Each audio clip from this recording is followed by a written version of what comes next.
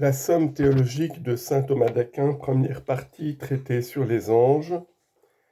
Question 59 de la volonté des anges.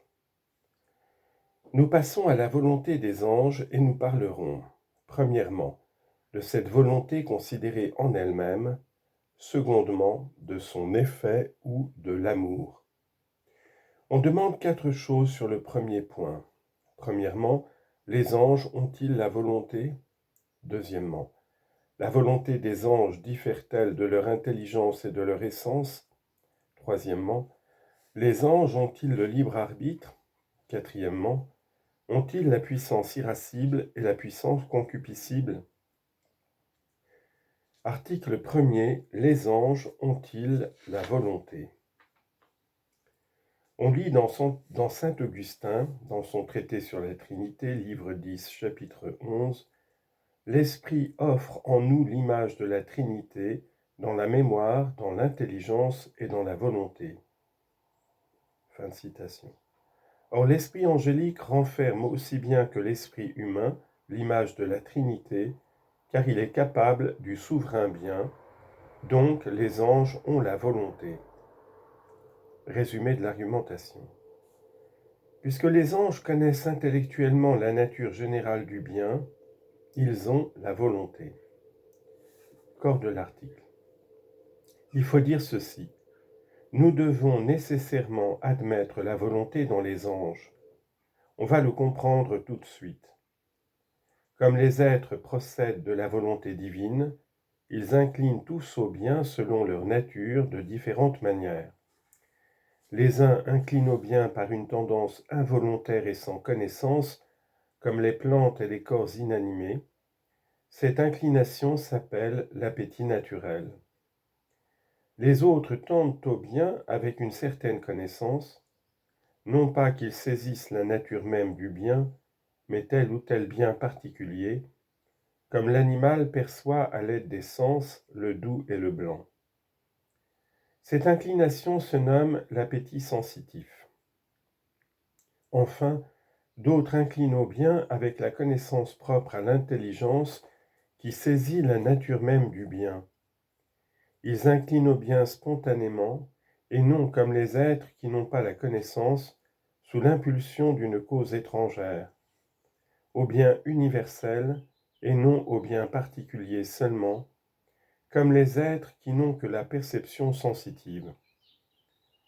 Cette inclination porte le nom de volonté. Puis donc que les anges connaissent intellectuellement la nature universelle du bien, nous devons dire qu'ils ont la volonté. Première objection.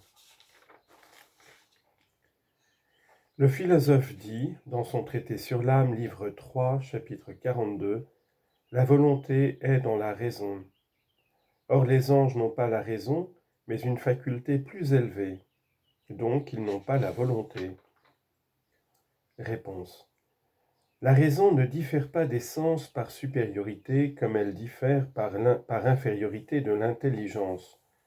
D'abord, la raison diffère des sens dans l'objet, car les sens perçoivent les choses particulières et la raison les choses générales.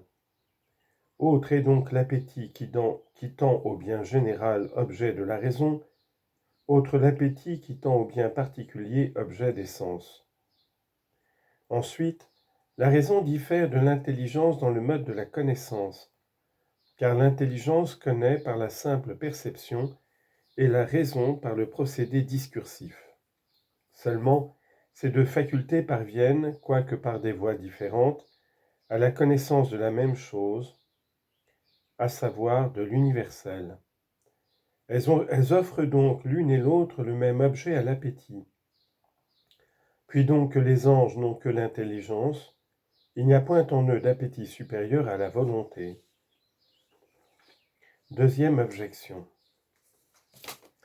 La volonté forme, selon le même philosophe, à savoir Aristote, comme une partie de l'appétit. Or l'appétit se trouve dans l'être imparfait, car il a pour objet ce qu'on n'a pas. Puis donc que les anges, surtout les anges bienheureux, ne renferment aucune imperfection, nous devons croire qu'ils n'ont pas la volonté. Réponse. Le mot d'appétit vient, il est vrai, d'appettere, désirer, mais il ne s'applique pas seulement aux choses qu'on n'a pas, il se dit aussi de celles qu'on possède. Ainsi le latin lapis dérive de tedere pedem, blesser le pied. Mais la pierre ne produit pas seulement cet effet. Ainsi encore le terme irascible a son origine dans ira, la colère. Mais la puissance qu'il qualifie produit d'autres passions que celle-là, l'espoir et l'audace par exemple. Troisième objection.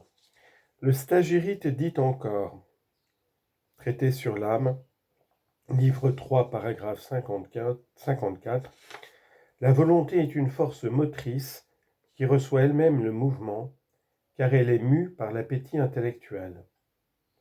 Or les anges n'ont pas le mouvement puisqu'ils sont incorporels. Donc ils ne possèdent pas la volonté. Réponse. Le philosophe appelle la volonté un moteur mu, dans le même sens que le terme de mouvement désigne le vouloir et l'intellection. Or cette sorte de mouvement est l'acte de l'être parfait, comme on le voit aussi dans le stagirite.